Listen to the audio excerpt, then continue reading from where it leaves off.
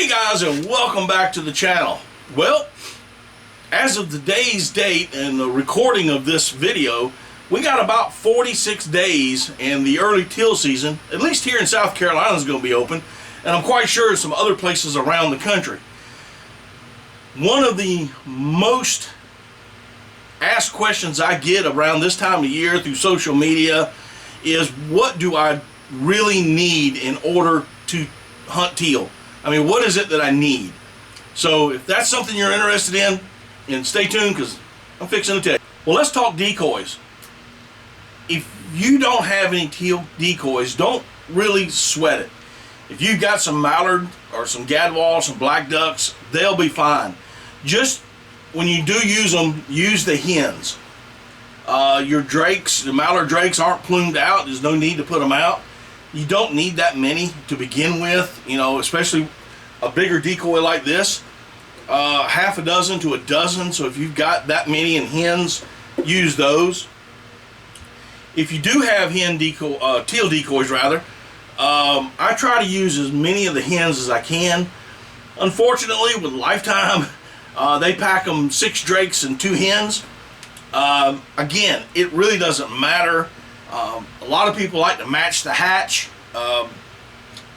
I have found I've used fully plumed teal decoys and shot just as many teal as I did if I was just using just nothing but straight hens. But I will tell you, if I do put out teal decoys, I am going to supplement them with mallard hens. They're bigger, they can be seen from farther distances. I usually try to put them on the outside of the spread, right on the edge of it. They'll see those first and they'll come in. Remember, teal, they love to just dump right into your spread. You don't have to make the fancy patterns or anything like that. And that's another reason why I go with Lifetime. Just because I can shoot these and they won't sink. And I have shot quite a few teal decoys in the past. So, again, if you're going to use decoys, try to use as many of the hens as you can, and supplement them with some of your mallard decoys. While we're still talking about decoys, let's talk about spinners for a second. Now, this is one of Mojo's teal spinners. If you don't have teal spinners, don't worry about it. You can use other spinners. You can use mallard spinners. Again, I try to use hen spinners, such as the mallard hen spinner, or maybe even a gadwall. I try to do that just because you don't see those vibrant colors in the ducks yet. It's early season, and I'm just trying to match as much of the hatch as I can. I have used dove decoys, spinning wings, in the past. They work. So if you've got some hen spinners, use them. If you got the teal spinners, use them. If you don't have any, you got a dove Mojo, hey, use it. Also, as far as motion goes, I carry a jerk rig. This is the Rig'em Right, one of the Rig'em Right jerk rigs.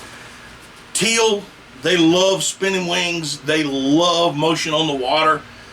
If you're hunting in an area that's fairly open, what I mean by that is not a lot of vegetation in the water, use a jerk string. If you've got a lot of vegetation on lily pads, hydrilla mats and whatnot that's close to the top, a lot of times these things will get fouled up, and that doesn't help you out. They just keep getting fouled up and aggravating you.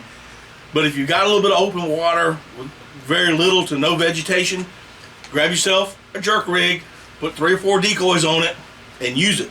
They love that motion. Now, duck calls. Now, I know that you've seen me in the past, and I've got all these duck calls. But with teal season, hey, I'm just going to carry 2 calls with me. I got a lanyard, 2 calls. I'm going to have the teal hen and a whistle, and that's all I'm going to have when it comes to early season teal. A lot of times during the early season teal, we have goose season that's open as well. If I do have some geese that may be in the area, of course I'll carry a goose call and maybe a couple of goose decoys off to the side somewhere for the just in case. But 9 times out of 10, I'm just hunting teal, and I've got the call. Now, I do recommend a teal call as far as the hen goes. They're gonna talk a little bit, but not so much as a mallard. They're not gonna get all rambunctious. Just a little bit of calling will help you out.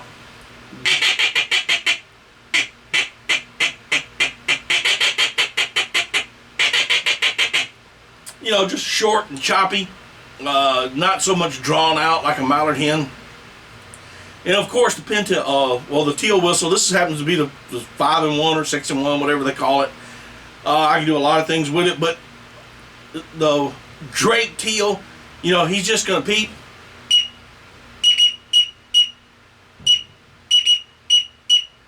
And that's it. And these two calls, that's all I'm gonna carry when I'm out there teal hunting. Insect repellent. Man, I'm gonna tell you something. It is September. You're in the water. Mosquitoes are thick. Get you some good insect repellent or use a Thermacell. Either one. I use them both.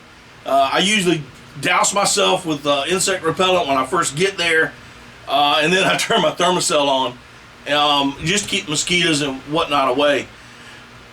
Not a bad idea if you're out there, and especially in the South. We have what I fondly call Santee bush monsters, which are red wasps, and they like to make their nest right above the waterline in cypress trees and button brush and whatnot.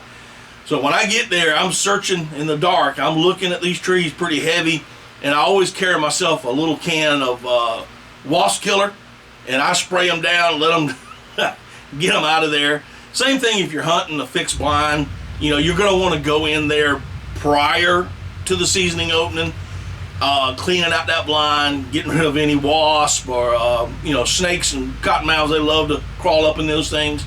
Sometimes you might get an alligator or two, depending on where you're at. But I would definitely go in there and get it all cleaned out and clean those wasps out. I got a can of wasp killer in my boat. I keep in there during the early season for that, just in case I'm going to get rid of those wasps. Now, shells. And what kind of gun do you use, and what kind of shells do you use, and chokes and all that kind of stuff? Well, I can tell you now, any gun will work. Any shotgun will work. You know, your 12 gauge, your 16 gauge, your 20s, your 28s, even 410s. I like to shoot a 16 gauge, and I'm going to shoot an improved cylinder when it comes to teal. They're tight, they're in close, and if you let them work, they're just going to get closer and closer and closer. You know, just let them work, let them do their thing. They're going to come in. And I'll shoot an improved cylinder. My shot size, however, now since I've switched over to Boss makes a number 7.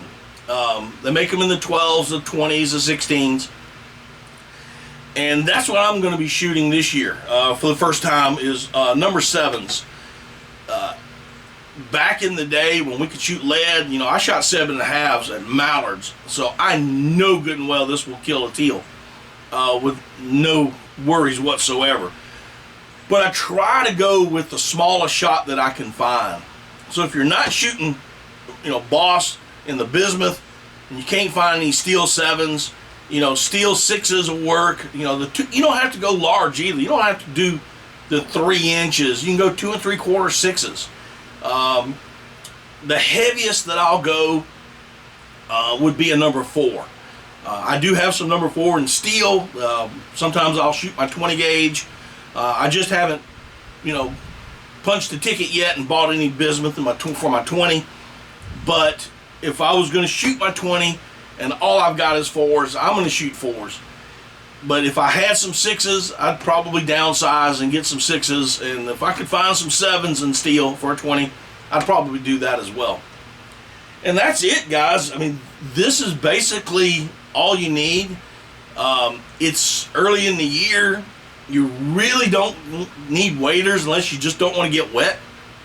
And talking about waders, you know, if you are going to wear waders and you haven't already, I would buy a set of breathables. Either my favorite are the high and dries. They're not insulated. You know, put a pair of socks on, and a pair of shorts, and I'm good to go. You know, wearing a t-shirt, and I'm good to go for that. But if you don't like high and dry and you want some others, make sure they got a removable liner. I know Frog Cog makes some with removable liners. I think Rogers has some with removable liners, that kind of thing. But definitely, if you're going to wear waders, I would most definitely get the breathable kind. Well, guys, that's about it for the day. Take a look up here, somewhere up in here, and give you some more tips and tactics that I've got out. I'll put a playlist up here. And we will see y'all next time on Daddy Duck 365.